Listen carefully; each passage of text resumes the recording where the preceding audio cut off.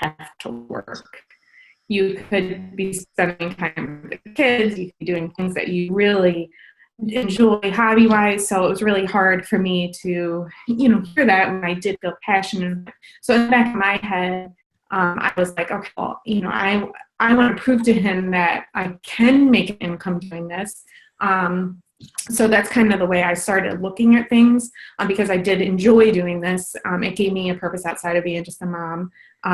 So I guess in his eyes, he was looking at, for the amount of time I was putting in, I wasn't making it back. In my head, I knew it was an investment, but it was my investment. You don't have a financial investment in this business. I knew in the back of my head, like, that if I kept at this, that there would be a financial return eventually. And for a lot of guys, that's, how they're more financially driven than women. We get, the happy feely things behind it, and they don't see that as much, like they're investment of your time. Are you getting that back? So for me, I tried to, is it cutting out? Is it me? Sorry, I'm looking at the comments saying it's cutting off. I'll keep going. Hopefully it evens out. So I told him, like, give me a year at this to be consistent and work when I could in those little pockets of time when the kids were taking a nap, because my kids were young at the time, or in the evenings when he was working, I would pour in my time there. And then I proved to him that I could fit this in where it wouldn't be such a burden on our family. And so I found those little windows when he was busy, when my kids were napping, when my kids were in preschool, like that, and then over time I was consistent. I did my power hour every day, and then that financial return came in. But I think just consistently showing up to the business so that your business is growing was huge, to prove to him that it was a worthwhile investment of time. Showing that, or talking to him and being very clear with what my motives were, and that it was more than just getting a financial return, that this is kind of like a hobby for me too, filling my cup to some degree. And then being respectful to him was the biggest thing that I tell my people who are struggling with this. Like, you can't get angry with your spouse or significant other. We're all wired differently. Every spouse is going to be wired differently. And I'm a big proponent of showing respect and honoring their wishes to some degree. Like, either there has to be some give and take. So just being kind and respectful when I would share what I was doing, I think eventually I proved to be successful at this. And I think it validated my time in the past, and it kind of repaired that awkwardness when it came to what I was doing with the business. So continue to show respect, continue to be consistent, to show that you're serious about it and that you're treating this like a business is huge. And then, I think that's it. I feel like I'm missing out on something, but yeah. So I'm a big fan of the love respect cycle. I don't know if any of you have read that. There's a book out about that, but it's based in Ephesians of the Bible. If you show respect to your husband, he's going to show love in return. And I think that it all just comes into play. It's really important. Thank you. Yeah, there's the author. Yeah, I love that. I think the thing that stands out to me is the conversation that you had with him. I think that's so critical. I think you can kind of get those little snide things back and forth of irritation and not understanding expectations. But when you said you sat down and had a civil conversation about, this is, I understand that you don't understand. But here's why this is important to me. Can you give me this kind of time to show that this, won't be an infringement on our family? This will be a blessing. I think that's just so huge. You had that respectful conversation. That's really important. What about for the spouse who isn't as receptive to that? Does anybody have any? Because I could share my, but it's similar to Jen. So I would love to hear from anybody who might have something a little bit different to share on this that would be valuable.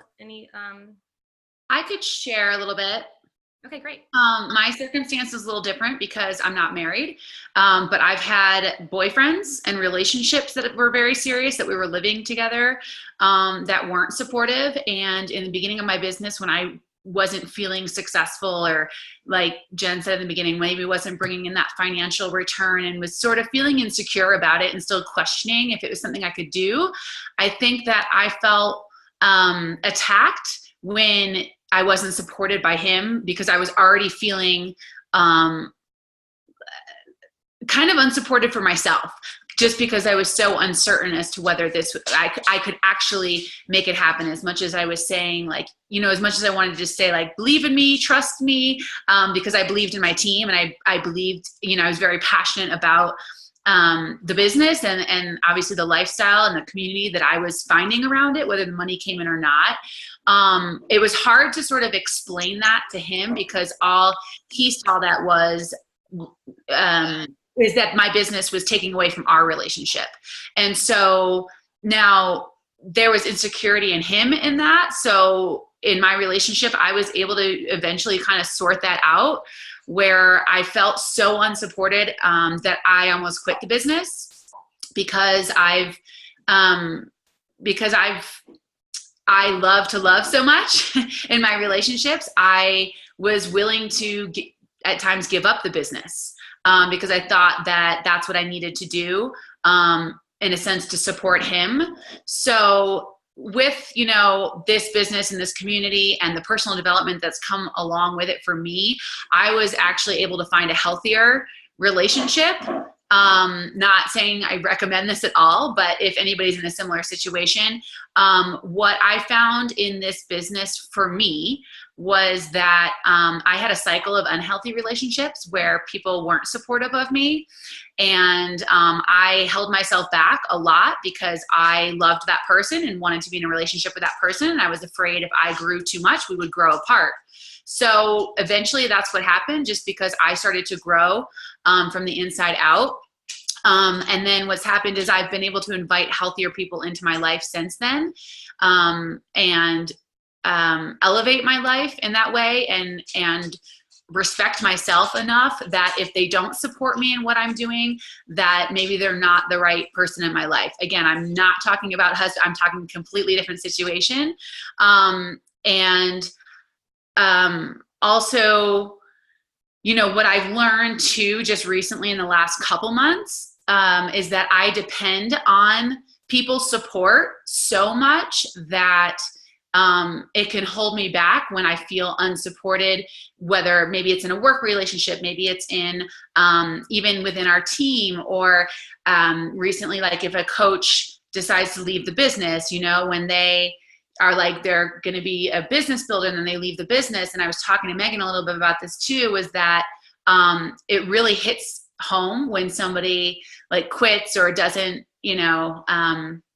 follow through with their word, because I give so much, or we give so much to them, and we build a relationship with them. We want them to be successful. And when they decide to not do it or whatever, it feels like a loss.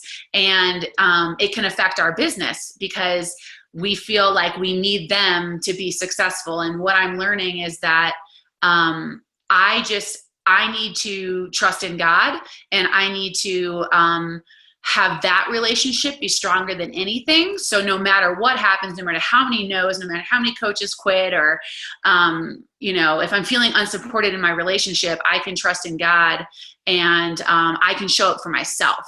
And so all I can say is, if you're not being supported, dig into the personal development for yourself. And if you really trust and believe in this business, then you've got to depend on you and God, or your higher power, or whatever it is, and not be dependent on the boyfriend's support, or the husband's support, or your mom's support, or your brother's support, which I've had, at times, none of those. And instead of now, in the beginning, it would hold me back. Now I can be a stronger person from the inside, and just, like I said, it's important that I don't depend on somebody else for the success of my business, because people let us down. People always let us down, especially when we put them on a pedestal. Like, okay, this is going to be a totally random side note, and I'll end here. But like, I put this question out to my coaches too. Like, what if Megan, for whatever reason, decided to quit the business? Like, would you quit because your upline sponsor quit? or because your upline coach decided to do something else, like, would you not believe in yourself and your business so much that you would just walk away? I mean, I think that's an important question to ask yourself. Like, why are you here? Well, that was awesome. Yeah. The mic drop. Oh, No, that was fantastic. Yeah, I got nothing else to say there. We're going to move on. Thank you guys. Let's go a little bit less, let's go a little lighter, a little more tactical, because this is a great question. Somebody asked, I forget who, I just wrote down the questions, how we organize our contacts. And so I think we're going to hear all kinds of different things. And I think that's kind of the point to choosing this question, is to show that. Personally, for me, I'll just share real quick. I use Streak and paper. How about you guys? I know, Lauren, what do you got? Asana right now? Yeah, I'm an organization nerd. I've played with a bunch. I use Streak for the snippets, but I actually track my contacts in Asana, and then I'm still a pen and paper gal. I've always been, but I just have too many to juggle right now. And so I actually am using the High Achievers notebook now to kind of write down things, and then I kind of take that and keep track in Asana so it's ASANA, like Jennifer put in the chat. But if anyone wants to know more about that one, I did do a tutorial on it, and I can just shoot you the link to that at another point. Just message me. But you can organize it in a bunch of different ways. But I like it because you can set dates to follow up with people. And for me, that was like, I was losing so many people in the follow-up. Like, I just realized, like, oh, I haven't touched base with this person in months, and they were interested, and I could have, so I'm trying to not do that anymore. And so that's helped me just stay more on top of those things. So I can definitely send that to whoever wants the link, or I can just post it in the Team Phoenix page after the call so I don't forget. Cool. Asana, Google Streak. I know Teamsy is something that some coaches use.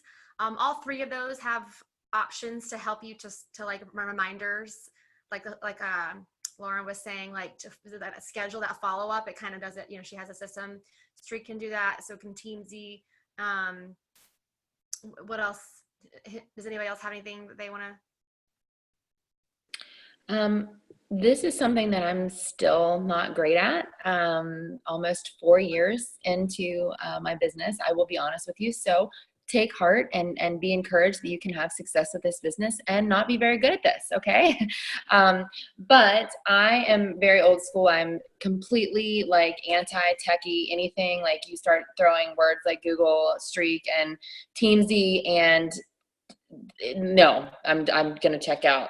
So I use a old school spiral notebook, baby. That's what I found worked best for me. Maybe a year or so ago. That's right. Love you too, baby. Sarah Lenore, Megan's success partner, shared how she tracks her business, how she runs her business. She shared the YouTube link in the team, and I've shared it with my own team several times. I can share that again or find it. It gets lost in the shuffle, but she talks about how she keeps track of her contacts on one side of a spiral notebook, and like basically everyone that she's talking to, and then basically it also has her to-do list on the other side, and that works really well for me. I kind of brain dump and do kind of everything at one time. So I also will use my I love my planner. And so I kind of go between the two, essentially, with writing down what all I need to do during the day. And that includes my power hour. And I include like who I want to talk to and who I need to follow up with in there. And in terms of my daily to-dos, I'm also a mom. I have a lot of other appointments that I need to do. So if you'll notice, literally from 5 a.m. to 9 p.m. today, my entire calendar is blocked off. And then on the other side, I have names that I need to do. So I go between the two. So the one thing that I will say though is if you use pen and paper, again, be encouraged. You can have success with this without, having fancy stuff. But it is harder to track my contacts from a long time ago, like how many times I've talked with people, when's the last time I followed up. That can be difficult, but I legit use Facebook Messenger a lot. I'm not saying that that's the best thing to use, but I will, scan back through my last several weeks and months even of messages and take note of, if I make sure I didn't miss anybody. And there often are people that, I will see in there. But I keep everything in a spiral notebook. And I have many of them. Like, I just keep them. They're I have a lot of those too.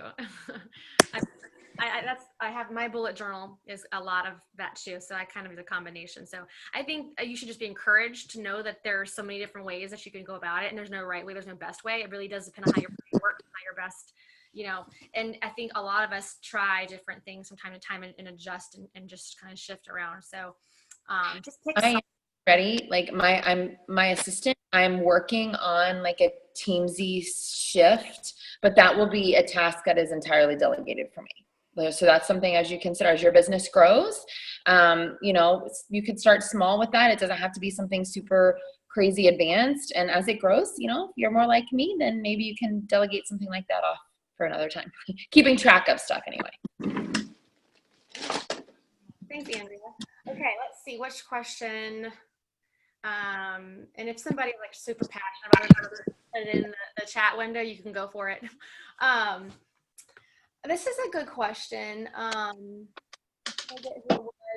I think it was Chelsea maybe. You asked something about how do you split your time between, I forget who it was, but leading your own groups and your own personal business, attracting, your own vitals, and then leading your team once you have some coaches. This is a really great question. Who wants to start this? Lauren, I could say something on that. So I did something one time that was profound. I'm not necessarily saying that I do this, but I heard one time somebody said the 80-20 rule. And we know that goes with moderation in terms of eating, everything in life. Someone told me in one of our leader groups, Diamond Training, to tell you 80-20. Somebody said you should be spending 80% of your time on your business, on your own personal business, and 20% on your team value, team trainings, all of that. I think there's a lot of value in that, especially at the early ranks, up to Star Diamond at least. Once you get beyond that, I personally think there's more value in adding more time into my team. My favorite part about this business is my team. That is my favorite part about what I do. And I think you have to have, some people are super passionate about their challenge groups and working with people and meal plans or whatever. I think you have to have your niche. And my personal favorite part about this is my team.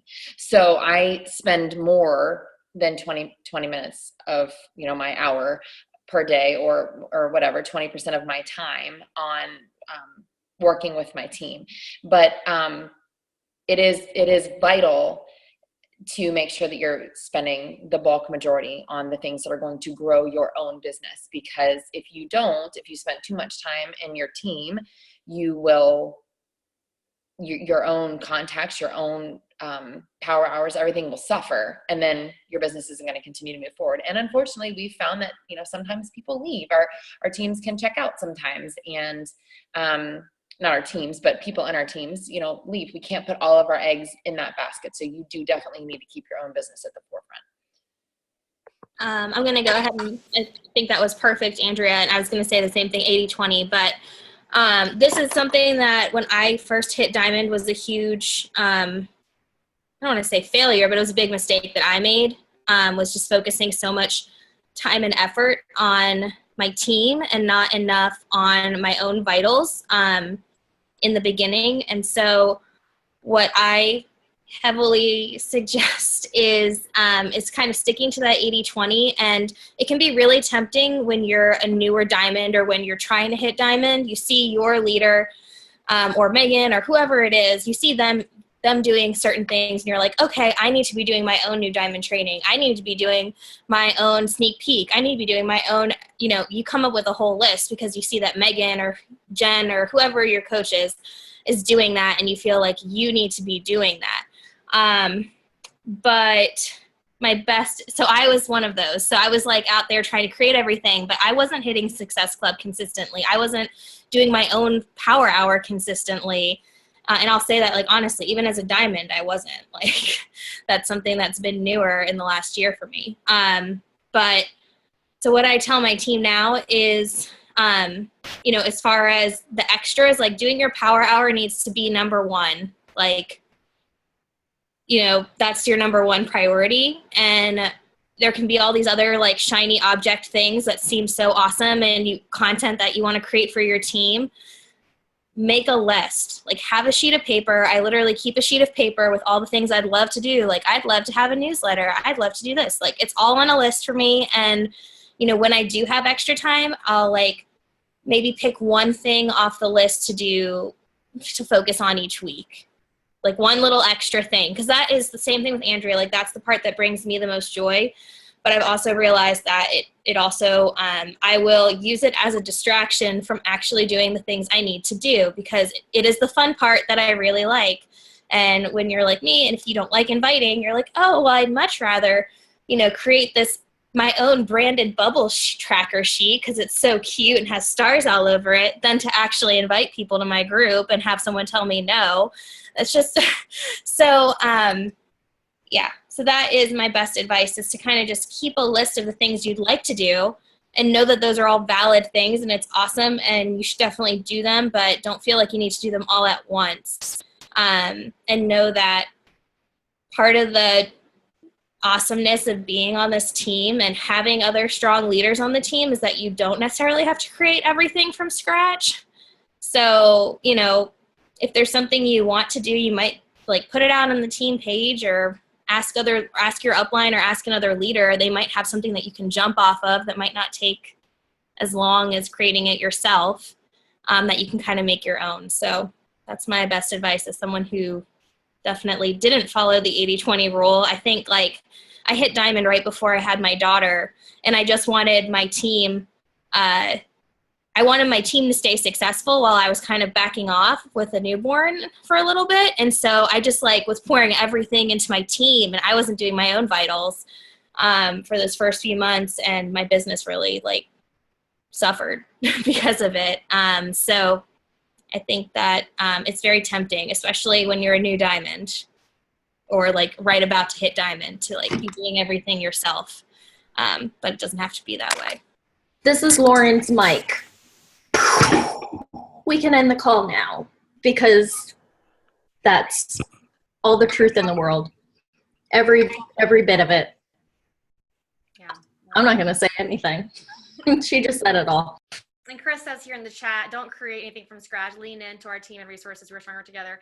Yeah, I mean, it's so fun. The leadership is so fun. It's just so fun to invest in people. We love it. We love these people that we bring into our team, and it's natural to want to invest our time there. But we won't have a business if we don't continue to grow it. So when you use these resources, of course I had to create a whole, but you see me doing a whole lot because I had no other choice.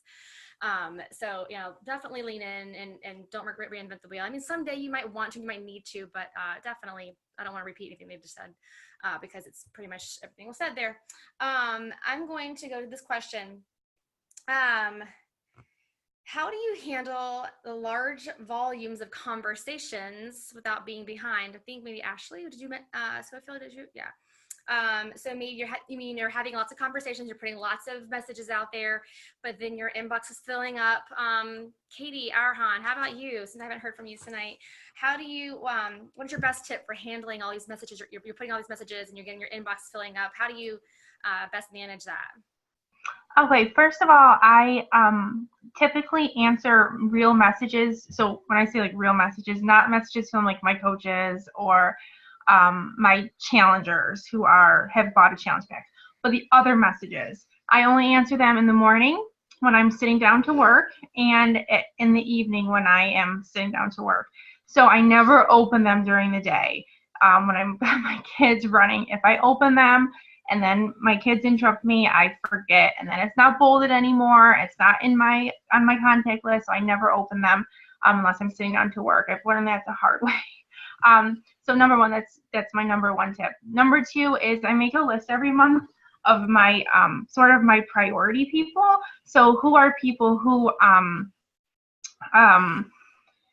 like have truly expressed interest in joining a challenge group. So I have like those people are like my number one priority. So those are people that I'm like conversing with every day. So I want to make sure that I am actively in a conversation. So I'm not just saying, hey, how are you? Let me check in with you. And then like not answering them back again until like 2 days later. Like those are people I'm actually trying to have like a flowing conversation with that's not choppy. So they're on my number one list, and each month I have kind of a new list. So those be people who have maybe wanted to join a challenge group the last couple months but have put it off, or there are people who have been in my 5-day group and have already kind of been super active, sort of express interest. And then I've got another list of people who I'm just checking in with every single month, or that month or whatever. I've got my list of check-ins. I've got my new people, my new conversations. That's another. I actually use this kind of an organizational thing. I use Google Sheets in the Google Docs. I like that it's like saves and updates, and I like that my the girl that I have as my assistant can go in there and use it as well. And it's just like a working doc. So I keep my list that way. And then I just put, like, for my check-ins, I literally put their name and then when my last check-in was in August or in July, so that I can go back to the beginning after it's been like a couple months and check in with those people. But I will say that I have like a photographic memory. So on top of my list of my important people, I can kind of know who my like top 10 to 20 people are in that month that I'm like conversing, that I'm on their Facebook pages, that I'm sending recipes or whatever. So that's kind of how I organize my conversations. Good stuff. I love that you said you have certain times that you respond to messages, because it is so tempting to just, I can just handle this right here. And you think you can, and then that message is lost because you got distracted by a child or something. And next thing you know, that person needs an answer and it's buried now. So good stuff. Yeah, very awesome. So just being disciplined, it sounds like Katie's saying, is she's just pretty deliberate about the time she messages, and she powers through them. It's like her time. I know a lot of people, a lot of business people talk about like you should only answer emails. They say the same thing, is like you pick 2 times a day, and those are the only times, and you just power through them. You ignore them otherwise. So good stuff. Let's see what next. This is a great one. What we'd love to hear. What was your biggest struggle as a new coach? And this wasn't asked, but I'm going to go ahead and add this little part. And maybe how'd you overcome? And let's keep this, obviously this could be a whole call for each of us, probably. So Sarah Whiteside, what was your biggest struggle as a new coach? I loved being here and engaging and challenge groups, and that was fun. That was joyful. The hardest thing in the beginning, and what continues to be the hardest thing, is treating my business like a business and not a hobby. And it's really easy to get caught up in life. And I worked a full-time job for the first 3 years of my business. And now when I'm not working a full-time job, I have to kind of do more to make up for lost income. And so not sitting down, keeping my butt in a seat to actually get work done and to stay focused, and managing my time, managing me. Chalene Johnson would call it you management. It's not time management. It's managing what you are personally doing with each however you decide to break up your day, whether it's in hours, whether it's in 15-minute increments, how you are managing yourself during that time. If you set a specific time for doing a specific activity, are you doing it, or are you letting yourself get distracted? There's so much that can take us away. And if you truly want the business to be a business and not a hobby, then, and that is probably one of the first, I remember watching a talk from Summit back in, it's probably still, you could probably still find it on YouTube. It's like, are you treating your business like a hobby or a business? And it like just kind of gave those action steps. Like, if you're treating it like a hobby, these are the things that you're probably doing. It was from way back in 2014 from Summit. Chris has set timers, and that's incredible. I have a really hard time sticking to timers, because if I'm in a conversation, I want to stay in it. But again, that is the discipline of staying on task and moving forward and getting those things accomplished and not doing what feels good. We like to do what feels good. It's really hard not to do that. Thank you, Sarah. Hey, Kristen Ray, what was your biggest struggle as a new coach? So my biggest struggle as a new coach is I jumped in as a challenger without a lot of background info. Like, I had not done a lot of groups. I jumped in 2 feet and made a decision to go for it. So I was kind of challenged with not knowing, feeling like I needed to know everything. And when I signed, I didn't feel like I had a lot of time. I had 4 little ones, 4 really, really little ones, and wanting to do it all. And then I think my biggest challenge is, it still continues to be my challenge, I hate exercise. I hate it. I mean, I do it every single day, but I hate it. And so there's really, that continues to be a problem. I mean, I love to share with in my challenge groups, that sort of thing. But overcoming all of those things, that time management of how am I going to spend a lot of time learning about all the things I want to offer, and all that Beachbody has to offer, and then also fitting in the actual, the workouts, the eating well, etc. That time management thing was really, really hard for me. But I have a really supportive spouse, so I'm fortunate on that side. And so he was definitely somebody who helped with all of that. He likes to work out and was willing to do the food prep with me. And so all of that helped. Also kind of setting, like Katie had said, setting those times of day that definitely worked for me and not working outside of them. I didn't want, when I started this business, it to be all day long, every day. And so really finding those chunks of time where I could be dedicated to the business or dedicated to my workout that didn't feel like it was taking up all my time all day.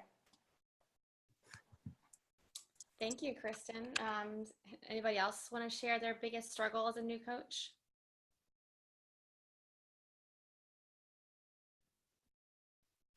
I'll go. I haven't thought about this in a long time, but I remember saying this for the first couple of years that, and what I kind of share with new coaches coming in, what I found, so I tiptoed. I tiptoed in the business in the beginning, and I don't recommend it. It's extremely challenging to tiptoe in the business, and I know that we say you only need an hour to start, and that's totally true. But it's kind of hitting on what Sarah and Lauren and talked about too, about your time management and where you're spending your time. Be really diligent and focused about that. Really lean into your upline for that support. I tiptoed because it was my 4th job. I tiptoed because it was a hobby in the beginning. I tiptoed probably because I was scared. But what tiptoeing means to me is not being consistent. And I feel like that is the biggest detriment to your business at any stage in the business, because people that are following your story need your consistency. Nobody wants to join somebody who's inconsistent. And ultimately, that was one of my biggest reasons for doing this business, because that was an area of weakness for me personally. And again, because you already heard my story about not being supported in the beginning. And so I was scared and uncertain what to do, and I was hesitant, and I was working through a lot of personal stuff. So if I can suggest anything, it's to be consistent with what you're doing, even if it is only your workout. Like, even if you don't have time, to start training yet, just do your workout, drink your shake, and post it once a day. That's all you need to get started. And then if you have a little bit more time, then be consistent with training, and really encourage your new coaches to also be consistent with training. Because if you start off on the right foot and you just find those 30 minutes to do training and get through that, it starts that habit of consistency. If you can find 10 or 20 more minutes, then you add your personal development to that. And then when you're ready, you add your power hour. But don't think you have to do it all in the beginning, because you're going to flounder, and it's going to, if you're anything like me, it's going to mess with this up here and you're going to think that you can't do it. So just take on little bits and pieces as you can handle it, and stay consistent with that. Thanks, Chris. Okay, let's do 2 more questions. I'm going to go a little more tactical. Someone asked how we're prepping for Clean Week. Was that you, Chris? Who was it that asked that question? This is a good question. This is probably more of a brainstorm. Teresa, can you hear me? I see you're on, I don't see your face. Teresa rocks for free groups. I'm curious, do you have any ideas on how you're how you're prepping for using the new Clean Week that launches soon? If she can hear me, she might be like putting the baby down or something, so she might not be available. Anybody want to talk about ideas for how they're using Clean Week?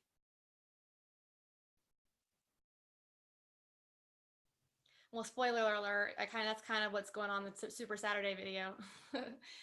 That's what I was asked to train on a little bit. Not really. I'm more talking about why free groups worked and that we're leveraging. But honestly, this question, I just feel like it fits right into what we already do. I mean, I guess you could I suppose you could require it. That's not my intention to require the Clean Week when people do my free groups, but I'm certainly going to be strongly suggesting that. Jen, what are your thoughts on using Clean Week? I feel like this is how I want to see the materials before I really implement it. Like, I feel like I need to get my hands on it first to have a deeper grasp of things. That's, I try to think on it on vacation, like, how can I integrate this? But realistically, I need to know what people are going to print off when they're doing this. So I like to have a deeper understanding myself. That's why I really have enjoyed doing the 80-day obsession test group, because I feel like I'll be able to give my people, as soon as it comes out, I'll be able to really educate them on that. So I don't want to say, yeah, this is what I'm going to do, because I feel like until I really see it and have a full understanding to implement it. Yeah, I don't know if that makes sense at all to you, but you're choppy. I think I heard you though. Oh. I think we got your point. It was pretty choppy. I'm personally not going to be requiring the Shakeology sampler. But the cool thing about Clean Week is that people can access the workouts without getting a free trial of Beachbody On Demand. And so that's what I think the value of Clean Week is. They are going to be, I offer Beachbody On Demand as a free trial for my free groups. A lot of people don't use it. I think they get a little bit, they are already afraid. Oh, it's a free trial, which means you're going to charge my credit card. People are already aware that that's a thing. It's how, sales works. But with Clean Week, that's not the case. You can actually just go on, as long as you have a membership, you sign up as a free member, like a free coach thing. And they can literally do the Clean Week video. So I'm excited about that, because they're going to be seeing how Beachbody On Demand works. They're already going to have a familiarity with it when I go to pitch the Beachbody On Demand All Access Challenge Pack, because they're already going to see how awesome the resources are just from those. And they're 30-minute workouts, and there's only 4 workouts. And in the meal plan, it's not like we do meal plans. And so, that's why I'm thinking I'm still probably going to be offering meal plans like we do, for sure. Because they're doing more like meal planning. It's kind of like a meal planner that you can pick and choose kind of thing.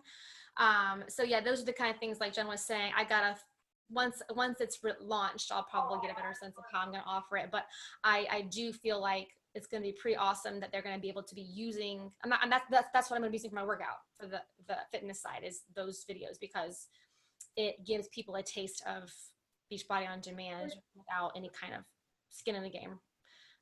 So, and Martha, is Martha saying something? I like that, Martha. I don't see where Martha's talking. Martha, talk. Where are you? Hi, I'm here. Okay. So I was just thinking about how you could use it as like a step-up system, like that. I can't remember who did it, but on the National Wake Up Call a couple weeks ago, how she does the free group, and then she has a couple different options. She always leads with the 21-day, but if they're not ready to commit to that yet, this could be the next step. And if you want to tie in the Shakeology sampler pack, you could. Or it could be like step 2, and then the sampler pack could be step 3. But just something more, but not your free day. Because the other thing about the 5-day is they won't be able to do that except for one time. You can't get a free trial again. So that's only going to be for brand new challengers. So that would be tricky to lead with that every time. Yeah. I like that idea, kind of like a step up. I mean, the other thing with this is, I mean, it does give coaches a little bit more, newer coaches earlier wins to, like, because it is hard to go from that free group to $160 challenge pack. So I think, will you be using the Clean Week meal plan? Yeah, until I see it, I don't know. That's tough. Yeah, thanks. Okay, let's do one more question. Any burning question before I just choose something randomly that you really wanted answered? Because I'd like to, nobody's like dying to ask something. Or does any leader feel like there's a question I think it's important? Okay. Man, this is hard then. I got to pick one last one of all these. Someone asked, how do you push past insecurities? And then someone asked, how do you handle discouragement? So maybe those are kind of similar. Who wants to take a minute and talk on this? I'll try to talk about the insecurity one without my Wi-Fi sucking, if you want. I just switched networks, so let me try. Okay. I remember, I know insecurities most of the time stem from the fact that we're comparing ourselves to other people, or even comparing ourselves to how we were so successful at one point, and you reach this big goal, and now, you're tired. And so I know for me, I don't do so much the comparison game with other people, but I compare myself with my best self. I don't know if that makes sense or not. But I know Megan shared at one point, especially, I know that I think that I deal with a lot of coaches who compare themselves to other coaches on teams, or maybe outside of even Team Phoenix. And I know Megan shared at one point to find a coach that is 6 months out from where you would want to be in 6 months. So, or someone who's 6 months ahead of you, I guess. So instead of looking at somebody like Lindsay Matway and saying, oh my gosh, I will never be like her because she's so perfect in every way. She has her business in order. She has this huge team. Or maybe even comparing me saying I will never be like Megan because, she is a superstar coach and yada, yada, yada. So I think finding a coach who's 6 months from where you want to be can help you kind of, it seems more graspable, within reach, and not as discouraging when you're looking at somebody and comparing yourself. So, but for insecurities, I think laying out goals for yourself that you can actually reach within a certain amount of time, and putting timetables on them, but then not tying your emotional well-being into reaching those goals are huge.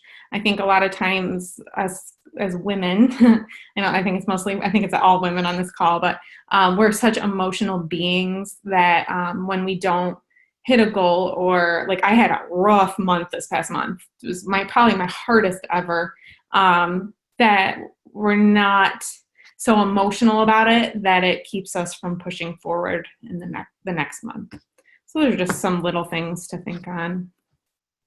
Yeah, good stuff. Yeah, that 6-month thing, I remember just being like overwhelmed by like seeing all the success and like wondering how does one get there? Not that I really wanted or thought I could get there, but it just seemed so like outrageous. And that idea was, not that I wanted to compare myself to that person 6 months ahead, but it gave me something to aspire to. And so be careful, like when you look to coaches for inspiration, and not for comparison. Like let them inspire you, but like pick those people who are just beyond where you want to be, and like manifest that by posturing yourself like, like that. So like for like I would posture myself like a diamond. I would watch a diamond that I really like related to or liked, and I would kind of manifest it by posturing like them. And then I continued to do that. Speaking of, just a little bit off tangent, I just got Christine Dwyer just sent me my training from Platinum Edge last year that she put in a video, and I talk about this a little bit, so I'm going to share that in the team page via YouTube. So it's a really good training. She did a really nice job editing it, so I'll get that to the team. Actually, I'll probably go in the newsletter for training, but thanks, Jen. Let's see, who wants to share about pushing past insecurities? Anybody? Speak up. Can I just? Sorry. Go ahead. Can I just say a little bit about where I try to get my inspiration? It's not even from other coaches, even though everybody inspires everybody on this team, but just from your challengers. Like there's been August was a super hard month for me. I mean, I'm not like a high rank coach or anything like that. I have a lot of stuff on my plate with just being single mom and having 2 kids and a full-time job. So I have very limited time to be able to do what I, want to do in my business. But I find that my challengers have actually been my most inspiration this month. Not even like the coaches obviously around me have been, but it's my challengers that have actually kept me going. When I'm like, I can't do this. This isn't working for me right now. And then I just get a message and they're like, happened to me. I've lost 16 pounds and she's only been working, with me for like a month and she's lost that much. I'm like, and that's why I can't stop doing what I'm doing, because I have people that are relying on me to help them with their goals. So I kind of get out of my own head and just go and concentrate on what I'm doing, what we're all trying to do. That's a great point. Basically, she's saying get over yourself because it's not about you. Yeah, exactly. Exactly. Yeah, I mean, pretty much. You make a really great point. We have these insecurities, we have all these doubts. Because like Chris says, we're just so hard on ourselves. But when you look to those things that are showing your true success, I know Lauren shared on our new coach call the other day how she keeps this little scrapbook kind of thing and an album where she puts little notes and stuff in that she's, notes that she's received from people. And when she's having those tough moments, discouragement or insecurity, she goes back to those and reminds her like that what she's telling herself is completely BS, that she's actually awesome. Well, I put those words in her mouth. She didn't say that. I said she's awesome. But yeah, we're ridiculous. We're ridiculous with our expectations on ourselves and with our insecurities. Like if you're changing lives, like, she was saying like that should be our inspiration to keep going. It shouldn't be about like, woe is me, I'm struggling here, but it's natural and it's hard to, it's easier said than done, but let's go ahead and because it's getting almost to an hour and I hate to keep that long, but this was really good. I really thought this was valuable to me, so thanks for asking all your questions. I think this was really good for everybody. Have a great night, guys, and I'll go ahead and post that training the training was about how to create unstoppable growth in your business with baby steps. And so I'll go ahead and probably don't want to tonight, but I'll go ahead and have it saved there for. Have a great night. Love you all. Bye.